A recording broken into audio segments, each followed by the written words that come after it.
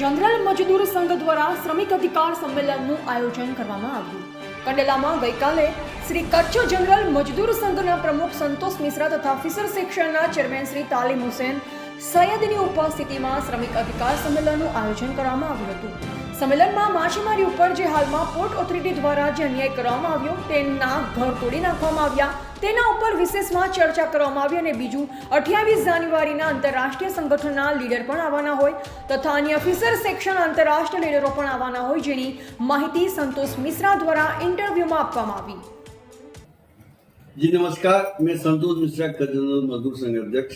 मेरे साथ बाजू में तालिब हुसैन अवामिया बापू हैं, जो फिशरी सेक्शंस के अभी नवनिर्मित जो हमारा कमेटी है उसके चेयरमैन हैं, और हमारे दाहिनी तरफ बंदा मिश्रा जी हैं, कच्छ जनरल मजदूर संघ के जनरल सेक्रेटरी. कल जो हम लोग का मजदूर अधिकार सम्मेलन था, जो हमने कच्छ के महाराज के प्रतिमा के माल्यार्पण के उपरांत वहाँ मीटिंग रखा था, सभा किया था. पिछले एक दशक में जो औद्योगिक विकास की ऊंचाई कच्छ ने नापा है, और विशेषकर जो कांडला कॉम्प्लेक्स में कांडला पोर्ट है, अभी 5 सितंबर को 234 एकड़ जमीन को खाली कर दिया गया, और वहाँ जो रहने वाले लोग थे वो सैकड़ों सालों से मछुमार थे और पोर्ट से जुड़े कामगार का झोंपड़ा था. सरकार का कहना था हमने सुरक्षा के लिए उसे हटाया है, तो खाली कर दिया है. बसाने की जवाबदारी हमारी नहीं है. 77 साल के बाद सभ्य समाज में इस तरह का जवाब और इस तरह की जवाबदारी लेने से भागने वाले सरकार के प्रति हम लोग आश्चर्यचकित हैं. इसलिए हम आम श्रमिक वर्ग, आम आवाम जागरूकता के लिए, अपने अधिकार के लिए कल हम लोगों ने बैठक रखा था, जिसमें सर्वसम्मति से हमने निर्णय लिया है जब तक कांडला पोर्ट प्रशासन जो हम विस्थापित हो गए हैं मछुमार और मजदूर वर्ग हमें स्थापित नहीं करती है, पुनर्वसित नहीं करती है CSR फंड द्वारा, क्योंकि इनके पास 40,000 एकड़ जमीन है. तो मैं उस विषय पे हम लोगों का ये अधिकार सम्मेलन रखा था. दूसरा था कि 28 जनवरी को अंतर्राष्ट्रीय जो संगठन है हमारे, उसके जो अंतर्राष्ट्रीय स्टीव हैं, ऑस्ट्रेलिया के लीडर, वो आ रहे हैं. पूरी दुनिया में 4,000 के आसपास बड़े बड़े बंदरगाह हैं, और वहाँ ITF 150 देश में पहुँची है.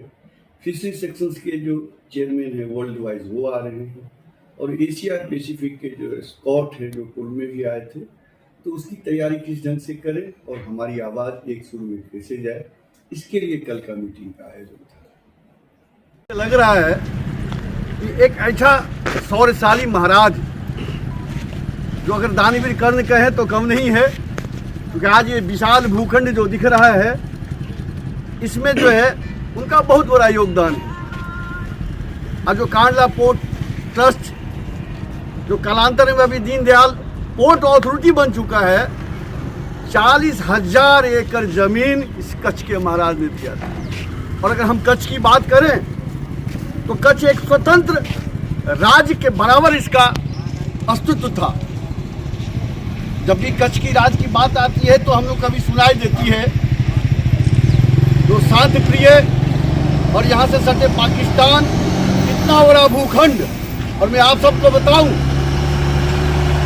कच्छ की जो भूभाग है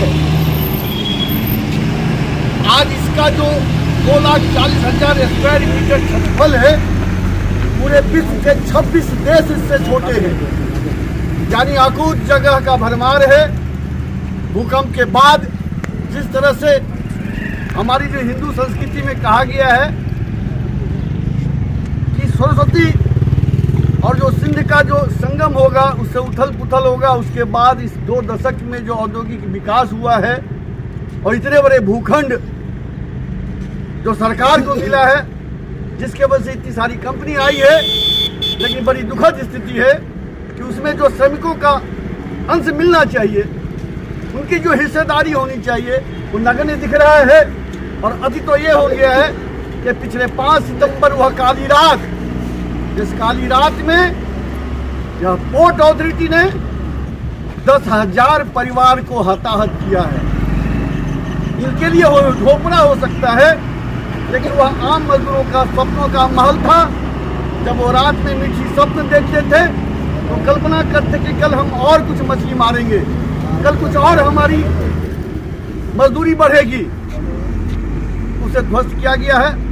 यह स्वतंत्र देश के लिए दुर्भाग्यपूर्ण स्थिति है। और मैं आज इस कच्छ के महाराज जो खंगार जी महाराज जो ये संपदा दिया है सरकार को, जिसमें छोटे और बड़े सब बराबर होते हैं और यह राजा का कर्तव्य है। लेकिन लोकतंत्र में जब जब राजा उन्माद में आया है तो जनता फिर रोड पे उतरती है। और जब व्यापारी संगठन हो सकता है तो हम श्रमिकों का संगठन क्यों नहीं। पिछले एक दशक में जितनी कच्छ की जनसंख्या है उतने ही संख्या के बराबर आधा भाग बाहर से आए लोग हैं। हम चलते हैं आज जो विषय हम लोगों का कि मजदूर अधिकार सम्मेलन हम जगाने आए हैं लोगों को। थोड़े से श्रमिक झपकी ले लिया था, हम कुछ नया नहीं करने वाले हैं। और पोर्ट अथॉरिटी के जो चेयरमैन साहब हैं उनका एक मीडिया बाइट दिखा था कि असामाजिक तत्व जो है सुरक्षा के कारण से हमने इस झोपड़े को ध्वस्त किया है। और हमारे प्रशासनिक पदाधिकारी भी बोले थे, लेकिन आम जनता की बाइट्स इंडिया टीवी पे नहीं दिखा था मुझे। तो हम पूछना चाहते हैं कि 30 साल से सरकार की शासन इनकी है, क्या केंद्र सरकार पे आरोप लगा रहे हैं, राज्य सरकार पे आरोप लगा रहे हैं कि उनकी कानून व्यवस्था लिया था। हम कुछ नया नहीं करने वाले हैं। और पोर्ट अथॉरिटी के जो चेयरमैन साहब हैं उनका एक मीडिया बाइट दिखा था कि असामाजिक तत्व जो है सुरक्षा के कारण से हमने इस झोपड़े को ध्वस्त किया है। और हमारे प्रशासनिक पदाधिकारी भी बोले थे, लेकिन आम जनता की बाइट्स इंडिया टीवी पे नहीं दिखा था मुझे। तो हम पूछना चाहते हैं कि 30 साल से सरकार की शासन इनकी है, क्या केंद्र सरकार पे आरोप लगा रहे हैं, राज्य सरकार पे आरोप लगा रहे हैं कि उनकी कानून व्यवस्था सुदृढ़ नहीं है।